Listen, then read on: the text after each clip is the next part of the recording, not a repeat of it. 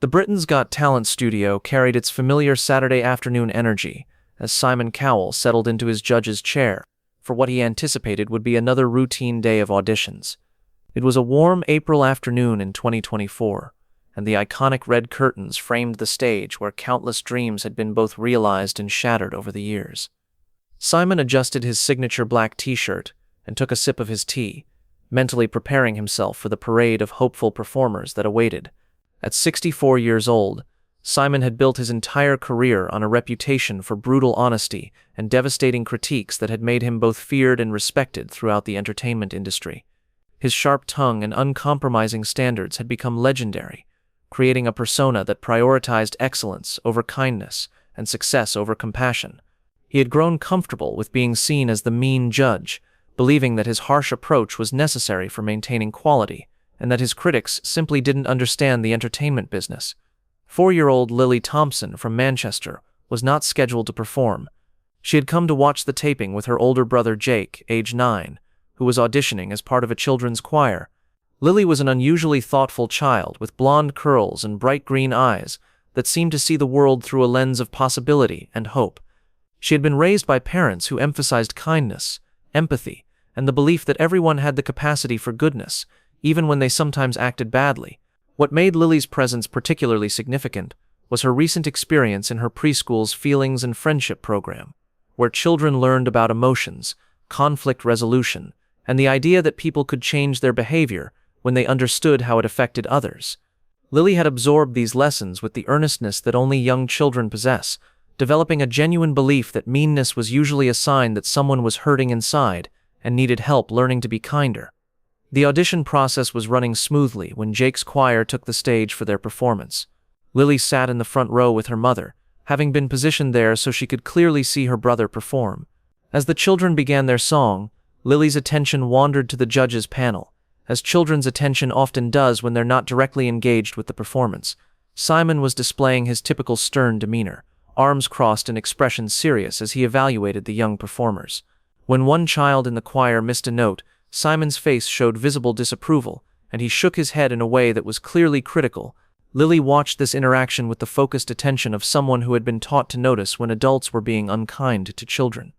The performance concluded to polite applause, and Simon prepared to deliver his critique.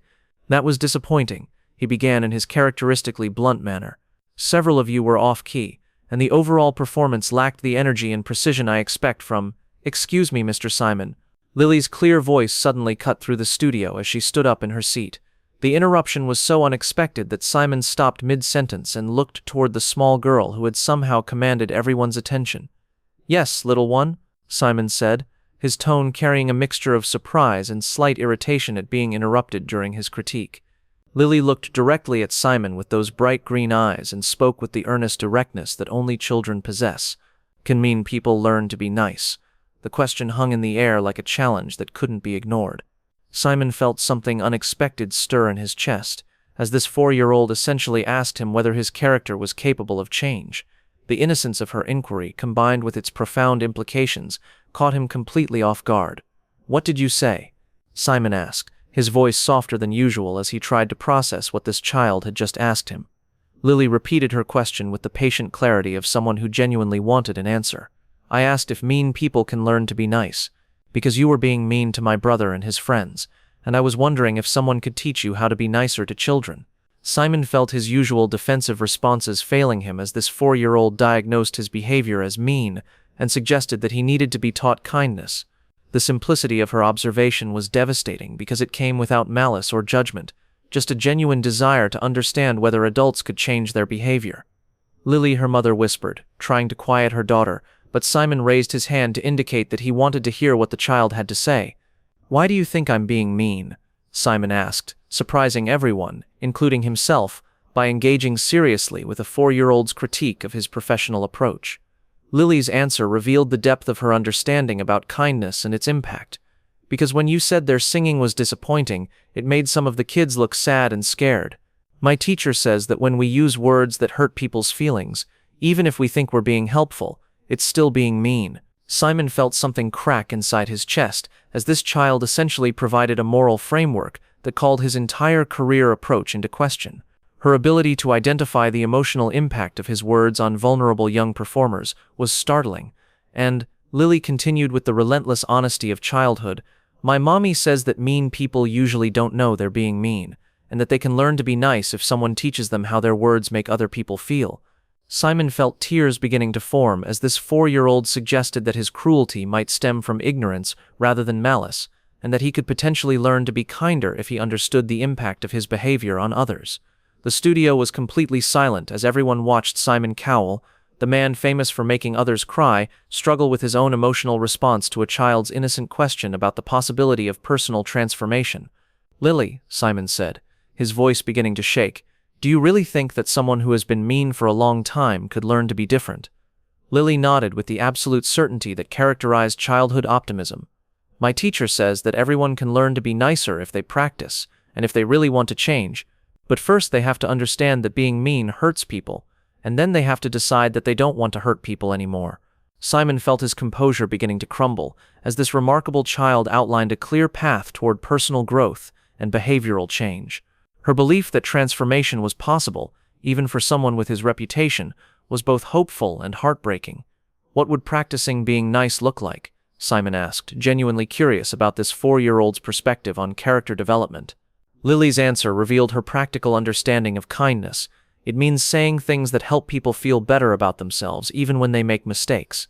Like, instead of saying the singing was disappointing, you could say something like, "I know you can do better next time, and here's how to improve." Simon felt tears flowing freely as this child essentially provided him with a masterclass in constructive criticism, delivered with compassion. Her ability to reframe feedback in a way that built up rather than tore down was profound, and Lily added with the wisdom that children sometimes possess, practicing being nice means remembering that everyone is trying their best, even if their best isn't perfect yet. Simon looked at this incredible 4-year-old who had somehow identified both the problem with his approach and a solution for changing it, and felt overwhelmed by the possibility that he could indeed become a different kind of person. "Lily," Simon said through his tears, "what made you think that I might want to learn to be nicer?" Lily's response revealed her fundamental belief in human goodness. "Because when you were being mean to the kids, you looked sad afterward, like maybe you didn't really want to make them feel bad. My daddy says that when people feel sad about being mean, it usually means they want to be nice but don't know how." Simon felt something fundamental shift inside him as this child suggested that his post-critique discomfort might indicate a suppressed desire to be kinder. Her observation that meanness often masks a deeper wish to connect positively with others was startlingly accurate. "Do you think," Simon asked, "that the children I've been hard on over the years would forgive me if I learned to be nicer?" Lily considered this question with the seriousness of someone who understood both hurt and healing. "I think kids are really good at forgiving grown-ups who say they're sorry and then try to do better. But you'd have to really mean it and really practice being nice, not just pretend." Simon felt the weight of this child's expectation that genuine change required authentic commitment and consistent effort. Her distinction between real transformation and performative kindness was remarkably sophisticated.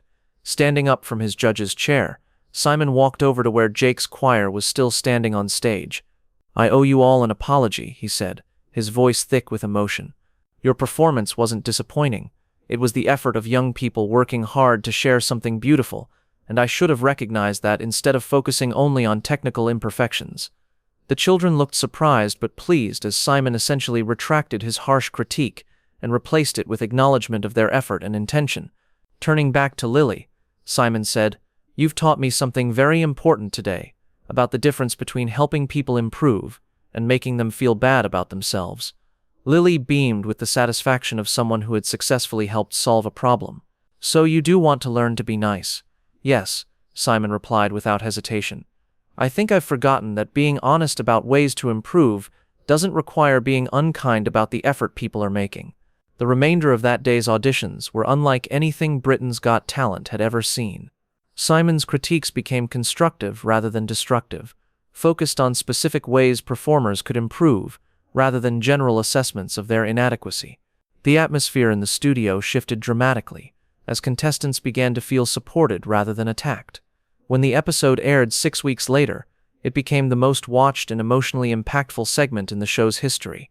Lily's question about whether mean people could learn to be nice, and Simon's tearful response and subsequent behavior change, sparked international conversations about personal transformation, the impact of harsh criticism on vulnerable people, and the possibility of redemption for public figures known for cruelty.